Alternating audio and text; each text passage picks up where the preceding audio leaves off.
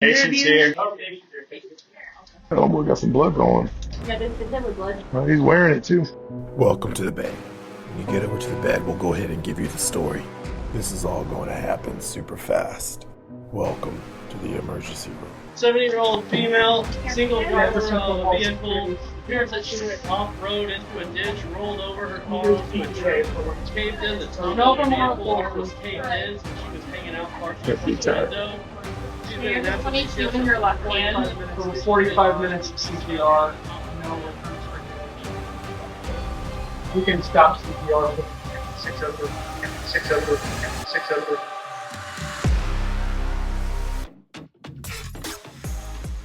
Welcome to the Deep Dive. Today, we are opening up the hood of the human body to look at the master control panel. You know, usually when we talk about pediatrics, we're worried about the loud stuff. Right, the wheezing lungs, the murmuring hearts. Exactly, the broken bones. But today, we are talking about this silent puppet master, the system that decides if you're going to be 6 feet tall or 4 feet tall, if you're going to be the captain of the track team or just too tired to get out of bed, and honestly, if your brain is going to develop correctly or not. We are talking about the endocrine system. It really is the Goldilocks system of the body. And I don't use that term lightly. Goldilocks? You mean like porridge and bears? I mean the principle of just right. In pediatric endocrine disorders, it is rarely about something being mechanically broken like a fracture.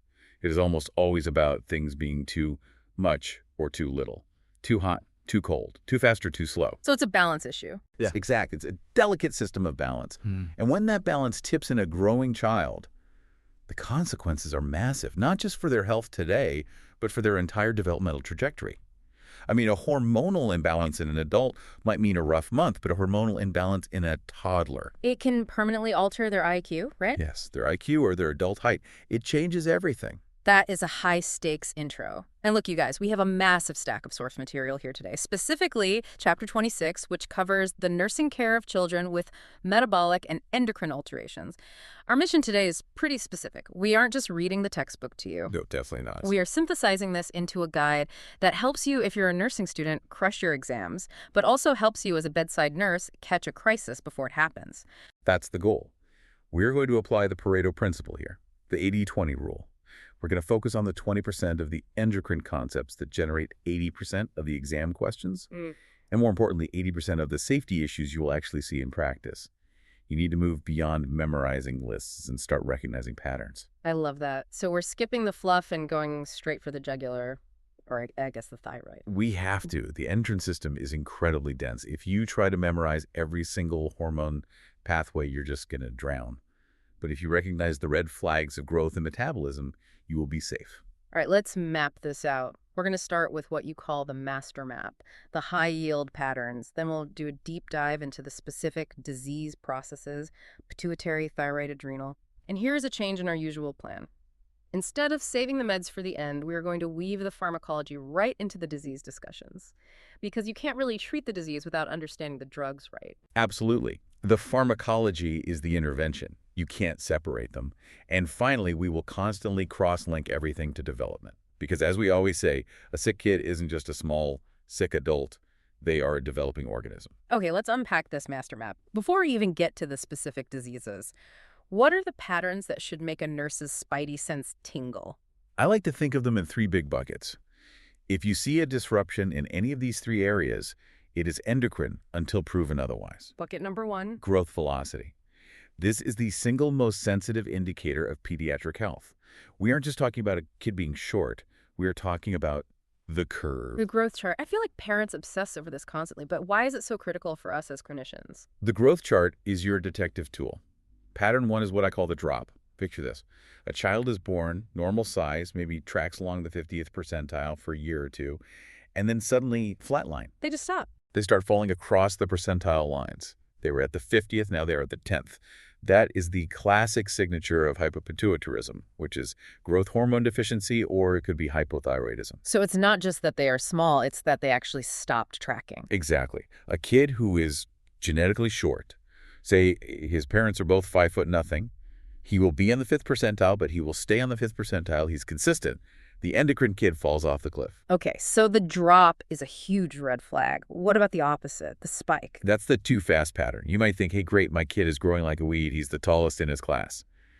But in pediatrics, rapid vertical growth accompanied by early puberty signs, like before age 9 in boys or 8 in girls, is a disaster waiting to happen. That's precocious puberty, right? Yes. They shoot up fast, Yeah. but their bones fuse early and they end up as very short adults. So extreme shifts in the growth curve, up or down, are your first major pattern. Got it. Pattern 1 is watch the curve. What is pattern 2? Pattern 2 is the salt and water disaster. This is where things get acute and really dangerous. Yeah. You have two main players here that exam writers absolutely love to test because they look similar on the surface, but they are physiological opposites. Give us the breakdown. On one side, you have the dry pattern. The child is peeing constantly. Polyuria, they're drinking water like a fish. Polydipsia. But here is the key. Their sodium is high. They are drying out. That's diabetes insipidus. And the other side. The shock pattern. This is the scary one. The child is dehydrated, but their sodium is low and their potassium is dangerously high. They look like they are in shock. That is congenital adrenal hyperplasia, or CAH. So if you see a mess of fluids and electrolytes, you need to stop and ask, is this a water problem like DI or a salt and adrenal problem like CAH? Perfectly said. You have to make that distinction. High sodium versus low sodium. We'll dig into the why in a minute, but I want to get to the third bucket. Let's hear it. The third bucket is the metabolic throttle.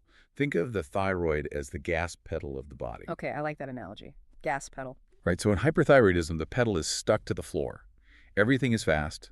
Heart rate is up. They're pooping constantly. They're hyperactive. They're sweating. It's like the engine is redlining. And the reverse would be hypothyroidism. Exactly. The foot is completely off the gas. Heart rate slows down. Bowels slow down. Hello, constipation. Energy drops. They are lethargic. Even the skin gets cool and dry. Yeah. If you can categorize the symptoms into fast versus slow, you are halfway to the diagnosis. Growth velocity, salt and water, and the metabolic throttle. That is a solid framework for you guys to keep in mind. Let's dive into the specifics now. Let's go back to that first pattern. The child who stops growing. Growth hormone deficiency. Right, also called hypopituitarism. The need-to-know one-liner here is that the pituitary gland simply isn't pushing the grow button. And biologically, what is happening there? Or rather, what is not happening? The pituitary gland, which is usually triggered by the hypothalamus, fails to secrete growth hormone, or GH. Now, GH isn't just about making bones longer. It is a fundamental metabolic hormone. It helps metabolize protein, fat, and carbs to actually build tissue. So without it, you get this very specific presentation. What does that look like? You mentioned they are born normal size. That's the trick. At birth, they look perfectly normal because maternal hormones have been doing the heavy lifting in utero. But as they get into childhood, the percentiles decrease. They fall off the curve. By adolescence, you see delayed puberty, delayed skeletal maturation, which we check with a bone age X-ray, and decreased muscle mass. Let's create a scenario here for you listening. You're a school nurse. You have a 10-year-old boy, let's call him Leo. Leo is the smallest kid in the 5th grade. He looks like a 2nd grader. He's got a slightly chubby face, maybe a little extra fat around the middle because he's not metabolizing well. What are the developmental implications for Leo? Oh, they are huge. This is the need to know for psychosocial care. Leo's going to be treated like a baby. Teachers will baby him. Other kids might exclude him from sports because he's physically fragile. He might be bullied. So the nurse has to intervene there. The nurse has to educate the parents and the teachers to treat Leo according to his chronological age, not his size. You don't talk to a 10-year-old like he's 6, even if he looks 6. It damages his self-esteem and his autonomy. That's a great clinical point. Treat the age, not the size. Now, medically, how do we confirm this? Can we just draw a quick blood level? I wish. But GH is released in pulses mostly at night while you sleep. If you draw blood at 2 p.m., the level might be 0 even in a perfectly normal kid. So a random draw is totally useless. So what's the test? We have to do stimulation testing or provocative testing. We give meds to stimulate the pituitary and see if it responds. If the levels stay low despite stimulation, then you have your diagnosis. Okay, so Leo is diagnosed. Now we have to treat him. This brings us to our first major pharmacology integration. We are talking about somatropin. Yes. Recombinant growth hormone, this is a synthetic replacement. And how is it given? Because I'm guessing Leo isn't going to like this. He is not. It's a subcutaneous injection, and it is given daily. usually at bedtime to mimic the body's natural release cycle. Every single night. That is a massive burden on a family. It is. It's expensive, it's painful, and it requires incredibly strict compliance. But here is the massive need-to-know safety flag. There's a specific complication you have to watch for with somatropin. What is it? Slipped capital femoral epiphysis, or SCFE. SCFE. Let's break that down for everyone. Imagine you were forcing the bones to grow rapidly with this medication. The growth plate, the epiphysis, is the weak point. Sometimes the top of the thigh bone, the femoral head, can actually slip off the neck of the bone at the growth plate. It is exactly like a scoop of ice cream sliding off a cone. That sounds incredibly painful. It is. But here is the exam trap. Kids are terrible at localizing pain. A child with a hip problem will very often complain of knee pain. It's referred pain. Okay, so the scenario is Leo's mom calls the clinic. She says Leo has been on GH for 6 months and now he's limping and says his knee hurts. And if the nurse says, oh, put some ice on it, it's probably growing pains that nurse has failed. That is a can't-miss error. Any child on GH complaining of hip or knee pain needs to stop the med and get an x-ray immediately. You have to rule out SCFE. Brilliant. Knee pain in a GH kid is an emergency until proven otherwise. Also, parents need to report headaches, right? Yes. Rarely the medication can cause increased intracranial pressure. So severe headaches are another huge red flag you teach the parents to look out for. Okay, let's flip the coin. Pattern 1, part 2. The kid growing too fast. Precocious puberty. This is where the biological alarm clock goes off way too early. We're talking secondary sexual characteristics like breast buds, pubic hair, axillary hair appearing before age 8 in girls or 9 in boys. And the cause. Often it's idiopathic, meaning we don't know. But it could be a CNS abnormality like a tumor triggering the release of hormones. Oh. The hypothalamus basically wakes up and tells the pituitary to release gonadotropins, which are LH and FSH, and those tell the ovaries or testes to get to work. Now, I have to play devil's advocate here. If a kid hits puberty at 7, they're going to be the tallest kid in the 2nd grade. They're the star of the basketball team. Why is that bad? Being tall is usually seen as a good thing. Why do we treat this? That is the most common question parents ask. Why stop it? Here is the clinical answer. They are tall now, but puberty triggers the closure of the epiphyseal plates, the growth plates in the bones. Once those close growth stops forever. Oh, wow. Yeah, so a child with untreated precocious puberty will have a rapid growth spurt at 7 or 8 and then stop growing completely at, say, 10. They will end up as a significantly short adult. We are talking about losing 4, 5, maybe 6 inches of potential adult height. So it's literally a race against time to keep the bones open. Exactly. That's why we treat it. And here is our next pharmacology pearl. The need-to-know intervention is a medication called leuprolide. It's a GnRH agonist. Agonist usually means it stimulates something. How does stimulating the hormones stop puberty? It's a brilliant mechanism, actually. The body relies on the pulsatile release of hormones, a little bit here, a little bit there. Leuprolide floods the system with a constant, steady stream. It overstimulates the receptors until they basically say, I'm overwhelmed, I'm shutting down. It desensitizes the pituitary. It hits the pause button on puberty. So we just keep them on this medication until they reach a normal age for puberty? Yes, usually around 11 or 12. Then we stop the meds, the receptors wake back up, and nature takes its normal course. Let's talk about the child experience here. Imagine being a 7-year-old girl. You're in 2nd grade, you still play with dolls, but you've rest development, you look like you're 12. It is devastating. This is the developmental crosslink you need for your exams. These children face immense social isolation. They are teased, they are confused, and critically, they are vulnerable. They look older. So adults and older children might treat them as sexual objects or expect them to act more maturely than they are capable of. Act your age, but their age is 7. Exactly. Their brain is still 7. The nurse has to coach the parents, protect her childhood, dress her age appropriately to minimize teasing, but remember, she is still a little girl inside. And a safety note that honestly shocked me when reading the source notes. These children are fertile. Biologically, yes. If the system is turned on, ovulation or spermatogenesis is absolutely possible. It's a jarring thought, but as nurses, we have to be aware of the safety and social implications there. Okay, let's move to pattern 2. The salt and water disasters. This is where the physiology gets a little intense, so let's walk through it slowly. Let's start with the dry pattern, diabetes insipidus. Diabetes insipidus. First, let's clear up the biggest exam trap. This has absolutely nothing to do with blood sugar. Nothing at all. 0. The word diabetes comes from a Greek word meaning siphon or to pass through. Insipidus means tasteless, as opposed to mellitus, which means sweet or honey. Right. In diabetes mellitus, the urine is sweet with sugar. In diabetes insipidus, the urine is tasteless because it's just pure water. The problem here is a deficiency in ADH, antidiuretic hormone, also known as vasopressin. I always call ADH the anti-potty hormone. That's honestly the best way to remember it. ADH's job is to tell the kidneys, hey, stop, hold on to that water, we need it in the blood. Without ADH, the kidneys act like a colander. They just dump water. We are talking massive polyuria. So the kid is peeing a lot. Like, how much are we talking? Volumes. A small child might put out liters a day. And because they're losing so much water, they are incredibly thirsty. Polydipsia. You might have a child who is fully potty trained, suddenly wetting the bed every single night.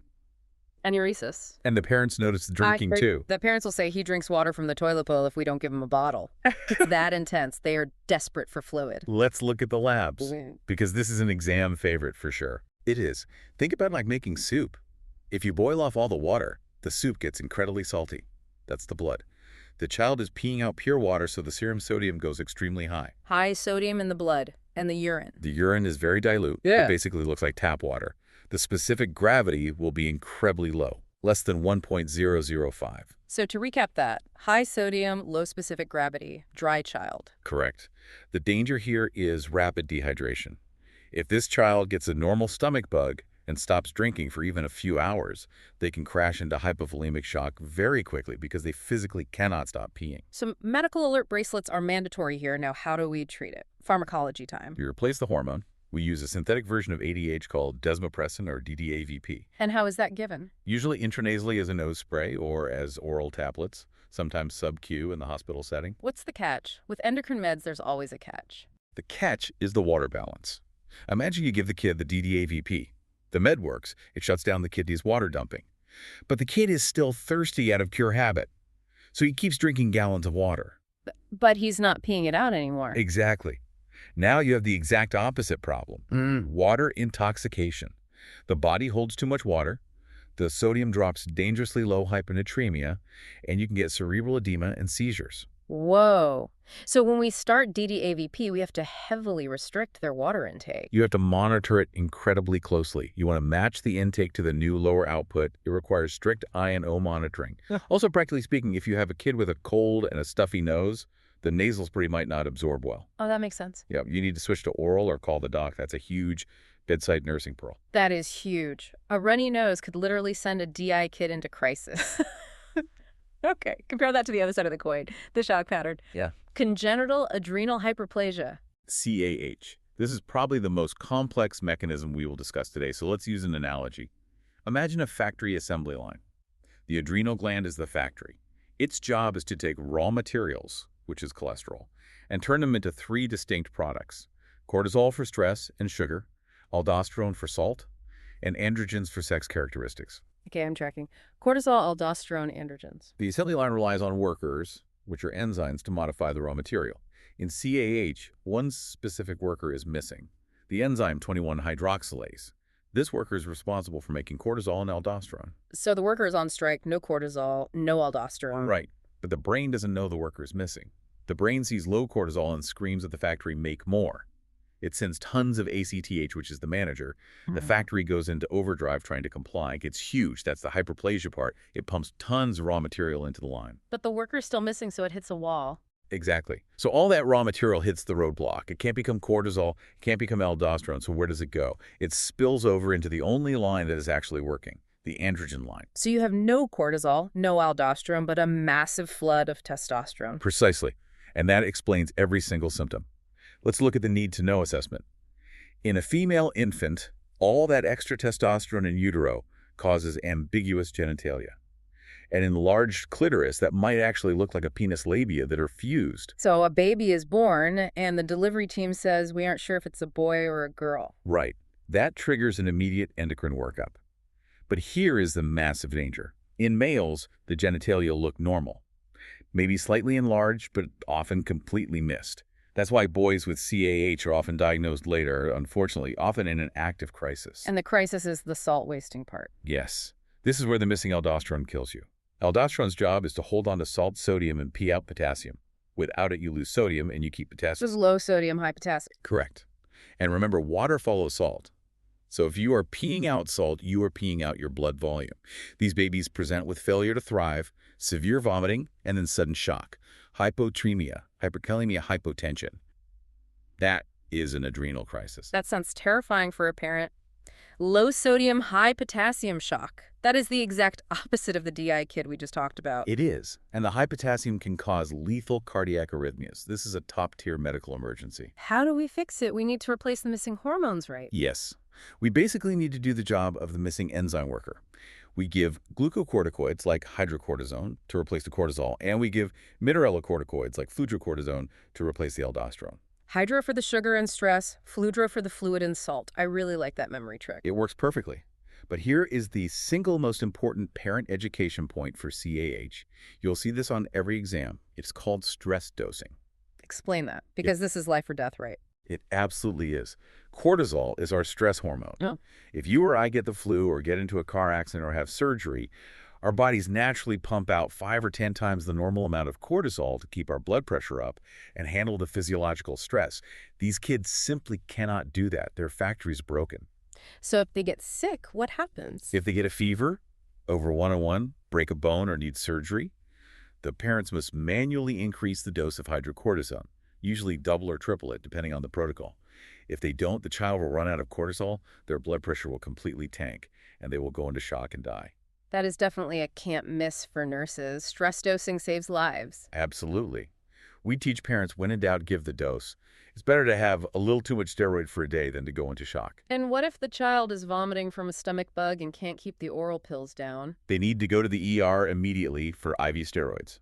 Parents need an emergency kit at home, usually Solocortef, just like you'd have an EpiPen. And they need to know how to inject it intramuscularly while waiting for the ambulance. Okay, deep breath.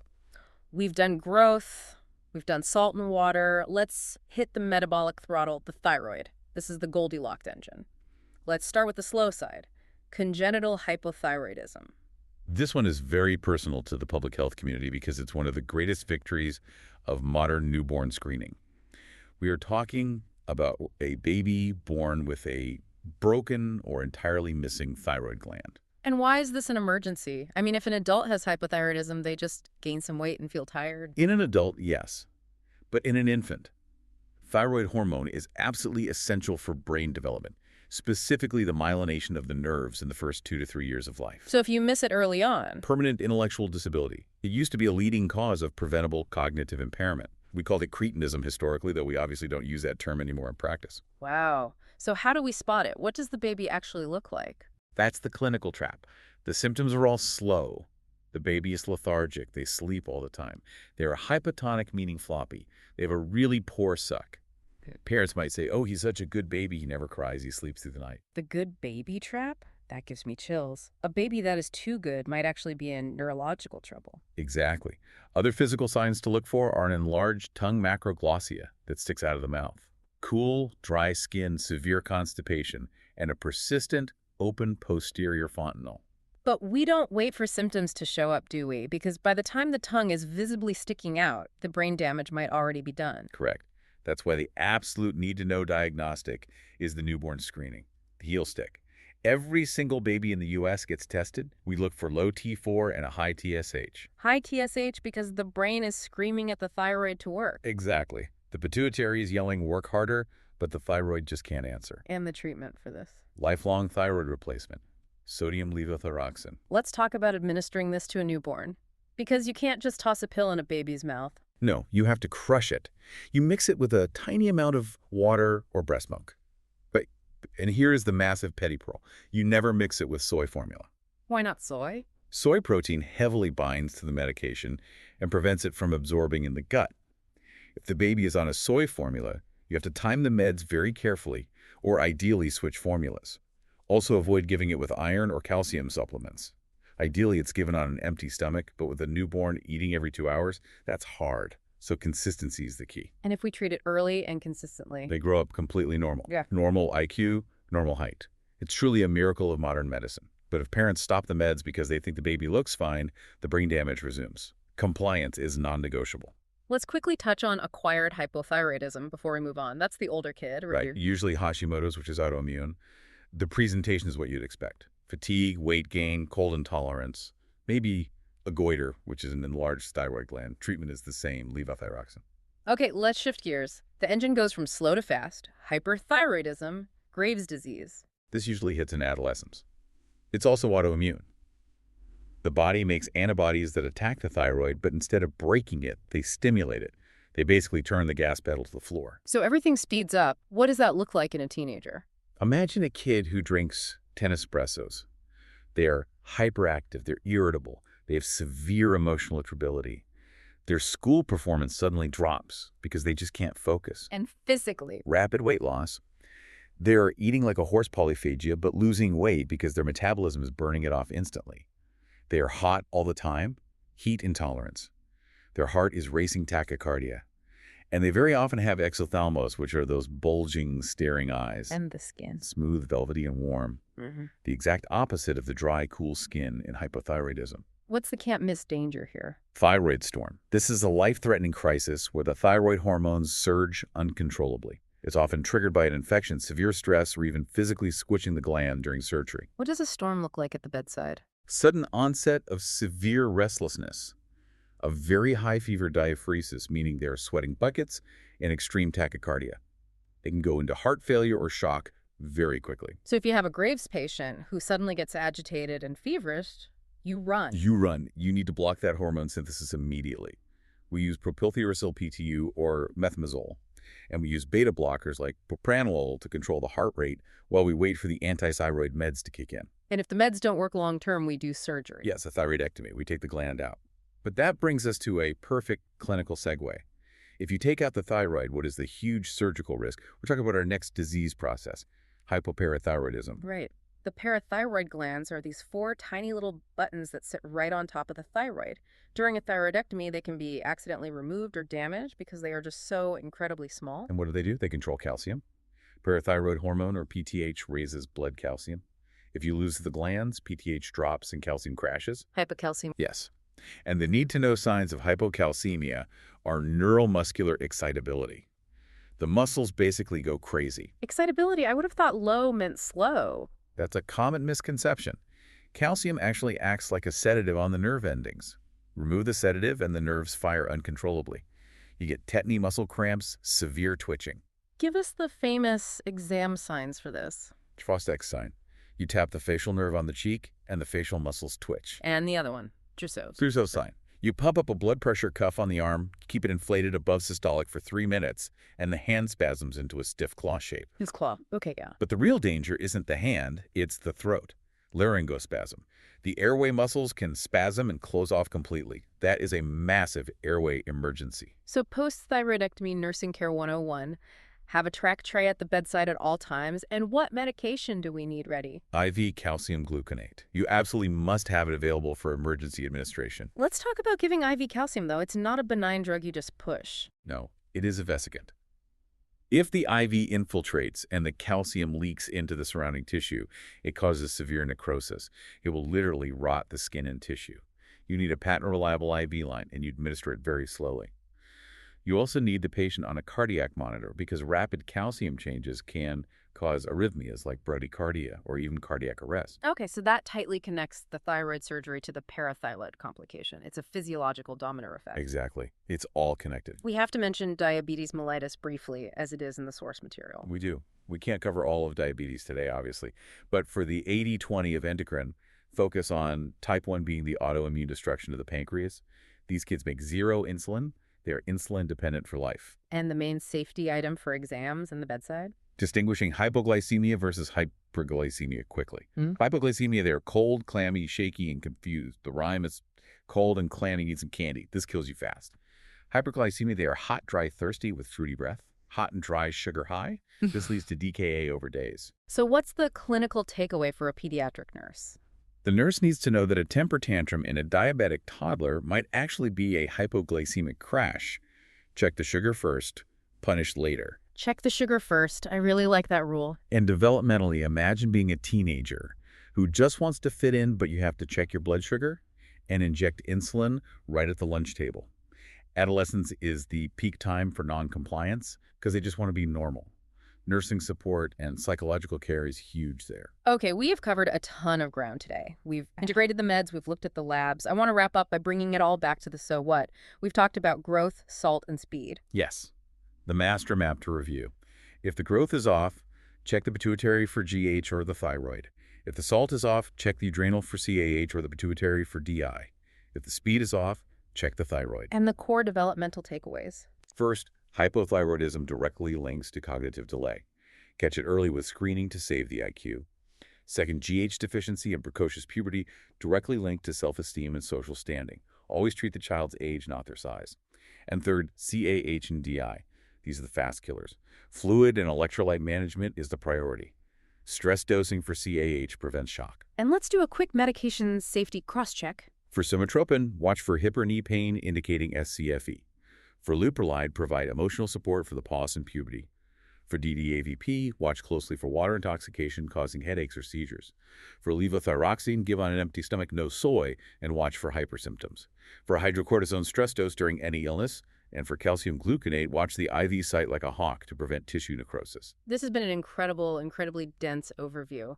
As we wrap up, what is your final provocative thought for our listeners to take away? I want you to think about the invisible puppet master again. Endocrine disorders don't bleed, they don't usually cough, and they don't show up on a cast. They show up in the behavior and on the growth chart. My provocative thought is this. How many difficult toddlers or lazy teenagers or clumsy kids are actually suffering from completely undiagnosed endocrine imbalances? That is powerful. Is the teen sleeping until noon just being a typical teen, or is it severe hypothyroidism? Is the toddler's temper tantrum just behavioral, or is it a hypoglycemic event or an electrolyte imbalance from CAH? Exactly. The takeaway for every nurse listening is this. If a child is falling off the growth curve, acting oddly lethargic, or drinking water like a fish, don't just document it, investigate it. You might save a brain, a bone, or a life. Investigating the invisible. I love it. Thank you for joining us on this deep dive into the pediatric endocrine system. We really hope this helps you crush that exam, and more importantly, be the nurse who catches the subtle signs right at the bedside. Keep plotting those growth charts. See you next time on the deep dive.